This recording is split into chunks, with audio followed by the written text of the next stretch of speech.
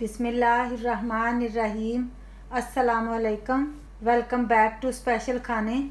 आज मैं आपके साथ पिज़्ज़ा बेस बनाने की रेसिपी शेयर करूंगी। पिज़्ज़ा बेस को हम घर में बहुत आसानी से तैयार कर सकते हैं। वैसे तो हम स्टोर से भी आसानी से ले सकते हैं, लेकिन जब हम घर में बनाते हैं ना, फिर स्टोर की लाई हुई बेस को हम भूल जाते हैं, वो हमें अच्छी नहीं फिर लगती। घर में पिज़्ज़ा बेस बनाने की बात ही कुछ और है। आज मैं आपको दोनों तरीकों से पिज़्ज़ा बेस बनाकर दिखाऊंगी। एक तो हम तवे पर बनाएंगे, दूसरा हम अवन में इसको तैयार करेंगे। तो चलिए ये चीज़ें नोट करते हैं। अगर आपको मेरी वीडियोस पसंद आ रही हैं तो सब्सक्राइब करें मेरे चैनल को, और साथ में जो बेल आइकॉन है उसको प्रेस करें ताकि मेरी आने वाली न्यू वीडियोस की नोटिफिकेशन जल्दी से आप तक पहुंचे। सबसे पहले यहाँ पर मेरे पास है मैदा, प्लेन फ्लावर 2 कप, 1 टीस्पून हमें ईस्ट का चाहिए होगा। मेरे पास ड्राई एक्टिव ईस्ट है। 1 tablespoon oil, sugar 1 teaspoon, half tea spoon यहाँ पर मैंने सॉल्ट का लिया है। पानी लिया है, इसमें से हम तकरीबन 1 कप या उससे थोड़ा सा ज़्यादा हम यूज़ करेंगे। ये लूक वार्म वाटर है, ठंडा पानी हमें नहीं चाहिए होगा। तो चलिए आइए शुरू करते हैं। यहाँ पर हमने एक बोल ले लिया है, मैदे को ऐड कर रहे हैं।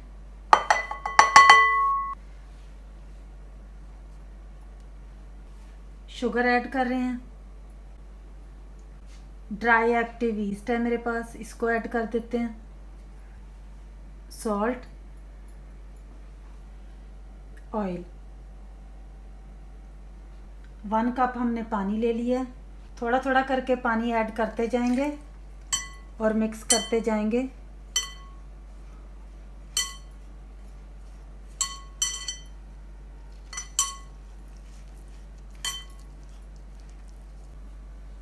थोड़ा सा पानी हम और ऐड कर लेंगे।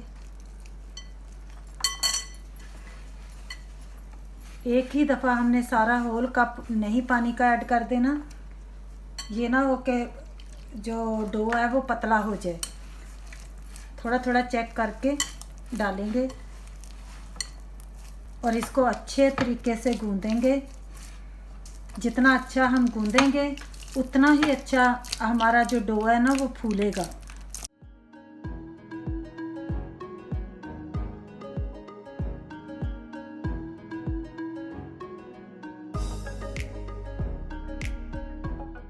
अब डो जो है वो हमारा तैयार हो गया है। हल्का सा हाथ के ऊपर मैं ऑयल लगाऊंगी ऐसे।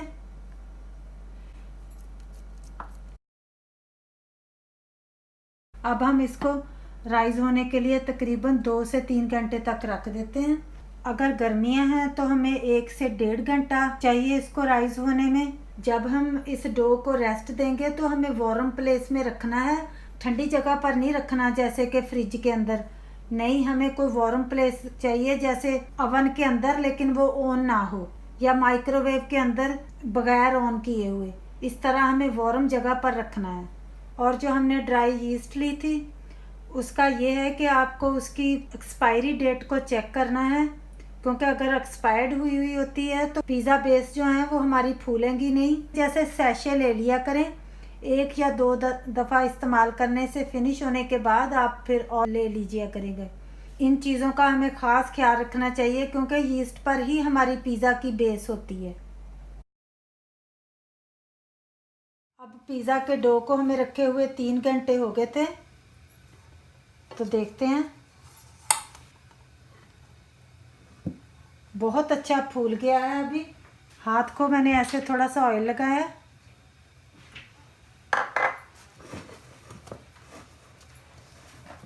एक दफ़ा ऐसे अच्छे तरीके से मिक्स कर लेंगे।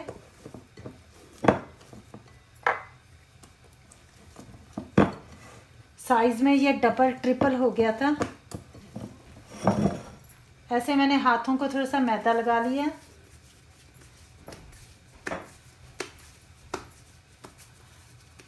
अब हम इसको ऐसे काट लेंगे 2 पीसेस में। नाइफ को भी हमने ऐसे थोड़ा सा डस्ट कर लिए।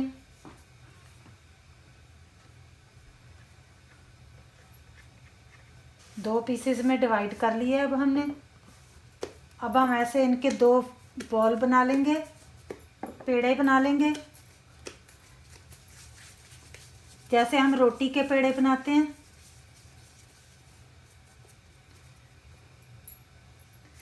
ऐसे थोड़ा सा हमने और डस्ट किया है।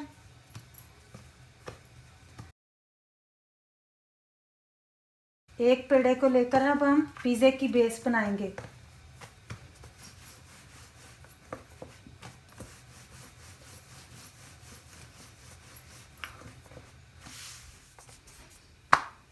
मैदे को थोड़ा सा मैंने और डस्ट कर लिया।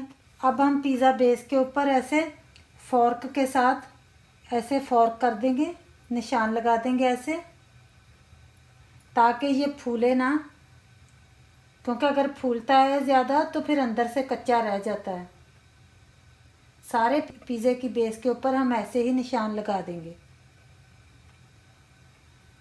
एक मैंने ट्रे ले ली थी, ऐसे बेकिंग ट्रे है, इसके ऊपर मैंने ग्रीस प्रूफ पेपर बिछा दिया है। अब हम ये पिज़्ज़े की बेस को इसके ऊपर ऐसे रख देंगे। अब हम इसको ओवन में रखेंगे बेक होने के लिए। ओवन को मैंने पहले से ही प्री हीटेड कर लिया है। अब हम इसको पिज़्ज़ा बेस को टॉप शेल्फ के ऊपर ऐसे रख देंगे। टाइम को मैंने 15 मिनट के लिए सेट कर दिया है।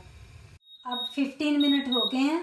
आप सुन सकते होंगे कि ओवन का जो अलार्म है वो बज रहा है। मैं अब इसको ऑफ कर देती हूँ और अब हम इसको निकाल लेते हैं। अब यहाँ पर आप इसको देख सकते हैं, बहुत ही अच्छी हमारी पिज़्ज़ा बेस बन के तैयार हो गई है। इस बेस को भी हम ऐसे ही फोर्क के साथ निशान लगा लेंगे ऐसे। ये बहुत इम्पोर्टेंट है, नहीं तो ये फिर नान की तरह फूल जाता है। फ्लेम को मैंने ऑन कर लिया है, लो से मीडियम फ्लेम पर। एक तवा ले लेंगे हम। ऐसे मैंने बटर पेपर को काट लिया है, इसके ऊपर थोड़ा सा ऑयल लगा लिया है ब्रश के साथ। तवे के ऊपर हम रख लेंगे, पिज़्ज़ा बेस को उठाएंगे और आहिस्ता से ऐसे बटर पेपर के ऊपर रख देंगे। अब हम इस पॉइंट पर थोड़ी देर के लिए 5 मिनट के लिए हम इसके ऊपर लिड दे रहे हैं। कोई भी आप लिड ले लें, मैंने हांडी का लिड ले लिया। अब हम इसको लो फ्लेम पर रखकर ही ऐसे पकने देंगे। 5 मिनट के बाद हम इसको चेक करते हैं। आप इसी तरह जितनी मर्जी चाहें पिज़्ज़ा बेसिस को बनाकर रख सकते हैं, लेकिन मेक श्योर रखें कि इसको फ्रिज में रखना है, क्योंकि अगर हमने इसको बाहर रख दिया तो इसके अंदर हमने यीस्ट डाला होता है, तो उसके साथ फिर इसकी स्मेल जो है इसमें से आने लग जाती है। तो फ्रिज के अंदर हम रख सकते हैं, तकरीबन 2 से 3 दिन तक भी रख सकते हैं। अब हम लिड को खोलेंगे, इसको फ्लिप ओवर कर लेंगे।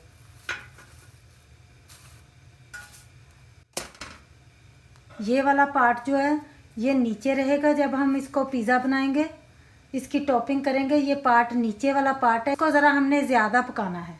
जब हम इसकी टॉपिंग करेंगे तो ये जो पार्ट है ना, ये बॉटम पर होगा। फिर से हम 2 मिनट के लिए लिड दे देंगे। फ्लेम को हमने बिल्कुल स्लो कर दिया है इस टाइम पर। अब हम फ्लेम को ऑफ कर देंगे। अब हम लिड को खोलेंगे और पिज़्ज़ा बेस जो है अब हमारी माशाल्लाह बन के तैयार हो गई है। ये देखिए बहुत ही अच्छी बनी है माशाल्लाह, कितनी फूल कर तैयार हुई है। अभी ये मज़ीद फूलेगी जब हम इसकी टॉपिंग करेंगे और फिर से इसको बनाएंगे। ये अब यहाँ पर माशाल्लाह हमारी बेसें बन के तैयार हो गई हैं। एक को तवे पर बनाकर दिखाई है और एक जो थी वो ओवन में, लेकिन एक एक मैंने दोबारा फिर से बना रही थी ताकि आपको बेहतर तरीके से इसका रिज़ल्ट नज़र आए। तो ये देखें, ये जो हमने तवे पर बनाई थी ये वो वाली हैं। ये देखें, मैं आपको क्लोज लुक दिखा सकती हूँ उसका। ऐसे बहुत ही नरम बनी है, आप देख सकते हैं, बहुत नरम बनी है माशाल्लाह। ये वाली जो है हमने ओवन में तैयार की है। ये देखें, इसकी थिकनेस देखें और इसका भी रिज़ल्ट देख सकते हैं आप। अब मैंने आपको दोनों तरीक़ों से ही सिखा दी है, तवे पर भी और ओवन में भी। तो मुझे उम्मीद है कि मेरी आज की ये रेसिपी आपको पसंद आई होगी। अगर आपको पसंद आई है तो प्लीज़ शेयर करें मेरी इस रेसिपी को फैमिली एंड फ्रेंड्स के साथ। दुआओं में याद रखिएगा। फिर मिलेंगे इंशाल्लाह ताला मेरी एक बहुत ही अच्छी रेसिपी के साथ। तब तक के लिए मुझे दीजिएगा इजाज़त। अल्लाह हाफिज़।